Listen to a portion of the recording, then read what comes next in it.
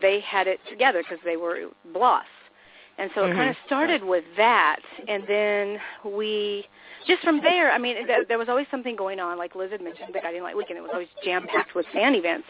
And St. Jude's was on its way out, I think, and Martha Byrne had done that. She's raised thousands of dollars for St. Jude's. So I asked a couple of friends, what do you think? And they're like, yeah, well, maybe. And then I asked Jerry, and Jerry's right. He said, no, I don't feel comfortable doing that.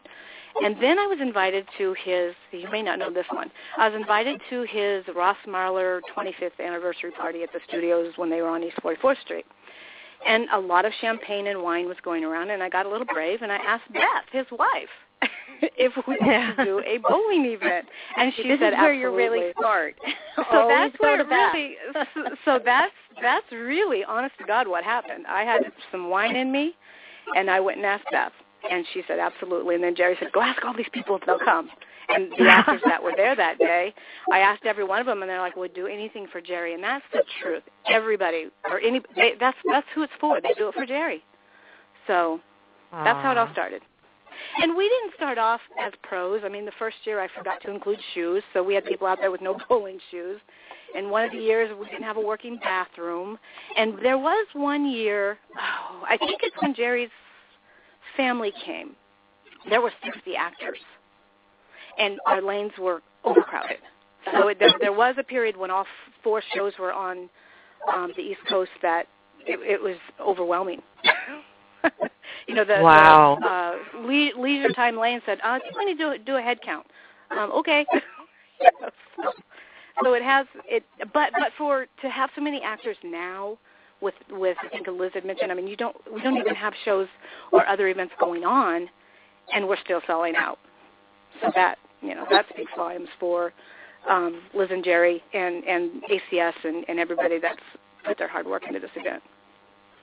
And that definitely includes you, because I'm sure you've formed a nice friendship with everybody that has been there throughout the years, that keeps coming back, and not just the actors, but of course the fans and that are as well. Right, that is correct. I mean, the elves, what a friendship.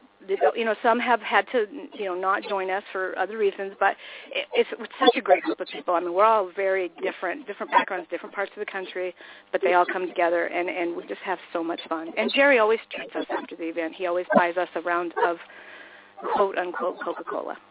Yeah. So thank you, Jerry. Yeah, you're welcome. Well, this year it was a couple of rounds, and I think I even had money left over, so thanks for that. Coca-Cola and French fries and bowling. I mean, what a perfect afternoon. and now, how long truly Go ahead. Well, this I was just going to say, how long is it from start to finish of a day? Oh, we're there when Bowmar opens, but it's all weekend. I mean, I go over Friday and make sure they know exactly what we want, where we want tables. It's a meet and greet with their event coordinator to ensure everything's going to be in place. And then, like Saturday, we'll go over and stuff all the bags and categorize all the auction stuff and labels and accessorize everything. And then Sunday morning, we're there when it opens. And so we're there about 4 hours ahead of time. So it's not as easy as it sounds maybe on game day, but there's a lot of prep, and that's where Jerry's elves come in. So. And from what I understand, David said that you were going to talk about the list of contributors. I think Jerry touched bases on those, but this was indeed the biggest year of sponsors. I mean, I'm always in Ask Any Elf. Usually in the summer, I'm in panic mode. Oh, we don't have enough. That's when I start to worry. But the sponsors just started coming in out of the blue, unsolicited. You guys, Dan Kroll ended up sponsoring a couple lanes, and then he had Jerry and Liz on his show and did contests and donated more money. But he ultimately donated $1,800. Oh my God, that's crazy. Oh, yeah, and then wonderful. the In web series donated, sponsored a lane. And mind you, every elf, in order to be on this organization, has to be a sponsor of their own. Oh, okay. So I didn't know that. That's one of my requirements, because it just just helps, and it gets them involved, and it gets people in their community aware of what they're doing all year, and it helps us. So, I mean, a lot of them, like this year, I lost a high school friend, and my graduating class sponsored a Lighten Her Name. Oh, what a way to, remember her.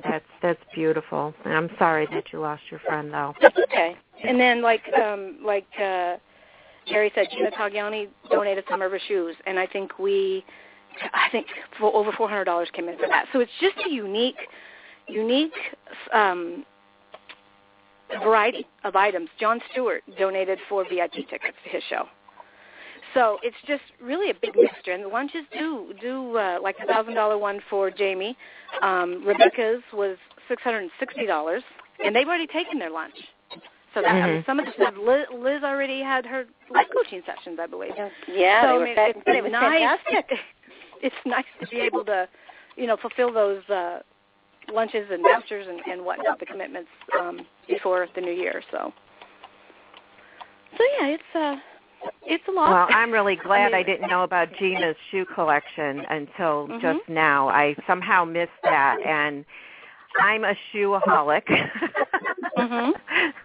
So I might have been in trouble. I would have known ahead of time. Well, and a lot of these things, though, were at event day. So, you couldn't have done it. You couldn't have bid on them because a lot of them we did right in the beginning of our auction. Some items were online. Last year we did. Jerry was getting everything from everywhere. And I had so much that we would do an auction a month online. But in this case, it just kind of all came in at the end. And so we didn't really have time to spread it out and brought it at the events. I had to separate it for silent auction and live auction just so we could break it up and get on with the bowling.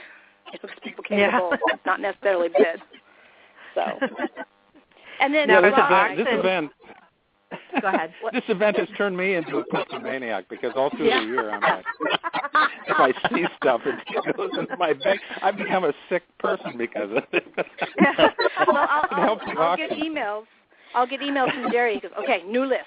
All right, you ready? This is what we got. Boom, boom, boom. So, and a little description for it. But and this year, Robin Strasser was unbelievable. I mean, she, called me up and said, you need to come to my house Saturday, and just come over and pick up some items. And I said, okay. So she had already sent the check off to ACS in New Jersey, and she prepared lunch, desserts. Had time with her puppies, and me and my girlfriend Suzette, one of the elves, carried 7 bags back to Bullmore. So the poster she autographed a poster for every elf too, and the event coordinator at Bullmore who loves Robin Strasser. So generous, beyond. Definitely. I'd love to be at one of these events. I mean, I would absolutely love it. Of course, it's a cause close to my heart, but I'd love to be there to see all of this going on. I just can't imagine. I would love to just sit in the corner of the room and watch everything and unfold. I would too. I want to be in the other corner. Yeah. Well, there's 4 corners to a room. Dawn, are you going to pick a third? I suppose. We can watch what's going on. And Jerry, I bet that a lot of people around, as it gets closer to this event time, they say, okay, watch out when Jerry comes on set, or watch when Jerry comes to your house. Is that what they do? They forewarn each other? I just have the props people look a different direction because they can see it. They know what's going on. I was just enjoying his bowling and that. Just let it ride. If he starts taking furniture, we'll stop him. That's it, yeah. I love that you got Bobby Woods to come too, Jerry. That was a big deal. Yeah.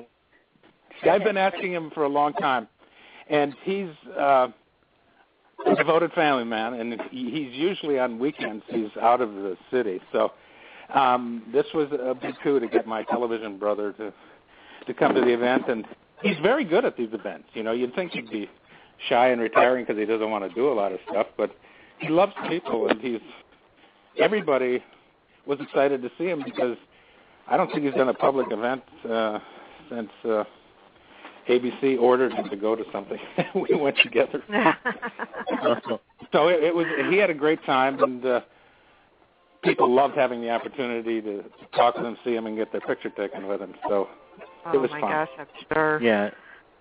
I love the brothers. And speaking of that reminds me now, Jerry, Rachel from Australia made sure that she sent me a message to tell you hello because it's like 4 in the morning for her right now. So she was able to call in. Well, hello to Rachel, and you can now go back to sleep. Yeah. Yeah, she said that you were so sweet that you wrote her back when she sent you a letter or a card or something in the mail, and she wanted to thank you.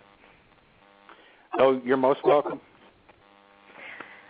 Well, we do have another guest on the phone, and David, why don't you go ahead and announce who it is? Okay. Gary, let's go back to 1979. Do you remember Hope Bauer? Hey, Elvira. Miss Elvira Russell is on the line. Hello, Elvira. Hi, how are you? Hi, Elvira. Great. And thanks. Hi, she guys. was at the bowling event, too. Right. It was wonderful. And Wendy and Elizabeth and you, Jerry, you do an amazing job. It was fantastic. And meeting people from all over the country who watched all the shows. It's just a wonderful reinforcement of all the work we've done over the years and that people appreciate it. So congratulations. Thank you. And Elvira, guys, are you a bowler? I'm not very well because I broke my foot last year, so I had to sit it out this year. But I just want to take a moment to say, I know it's off message, but we've all lost so many people to cancer, and I lost my father and my stepfather and my former roommate, Darlene Westbury, who left, a wonderful husband, Tim, and sons, Preston and Cooper down in South Carolina. And it's just a nasty, nasty thing, and, we can't do enough. So just, what you guys are doing is very important, and it's every little bit of, making people aware of not smoking and helping each other and reaching out when people are suffering is very important. And I'm just so proud of you. You guys have really risen to the occasion and done incredible work. And I'm just proud of you. I just want you to know that. Thank you, Elvira. Thanks. Yeah. Thank you, Elvira. Yeah. And also let's send out good thoughts to all of our Filipino friends and friends who live in the Philippines. And my niece is now sitting in Hanoi, Vietnam, doing volunteer work facing the typhoon coming into her now. So, there's so many people in the world that need our good thoughts. And, we can never do enough. You know that? We can never do enough. It's a really important thing. And it is a wonderful event every year. And let's keep on doing it. Let's keep finding people who want to get together and celebrate life and fight cancer, because that's very important, extremely, right? Well said, dear. Yeah. Well, and, what? Elvira, I wanted to thank you as well as, Jerry and Wendy and Liz for all the hard work and the participation that you had in the event this year. And I must tell you, I watched you back in the day when you were playing the role of Hope Bauer, and my favorite storyline, as I'm sure many people would agree to, is the one where Hope and Alan get married as a result of falling in love after being marooned on an island together. And I have to ask you, working with Christopher Bonneau, what was that like for you? Because he was the original Alan Spaulding and played the role so brilliantly. And for you, what was the experience like? Well, he was an amazing actor and theater trained like Jerry and most of us. He was a very highly professional, and it was wonderful. I mean, we had a wonderful studio, and Jerry and I actually started on the same day. Jerry started with like 15 pages of courtroom legal stuff, and I walked in and said, "Hi, I'm home." It was crazy. I mean, Jerry's too much of a gentleman to give me a dirty look on the set, but he's like, "What? How many lines do you have?" It was so funny. And I have to and you say wanted prompter.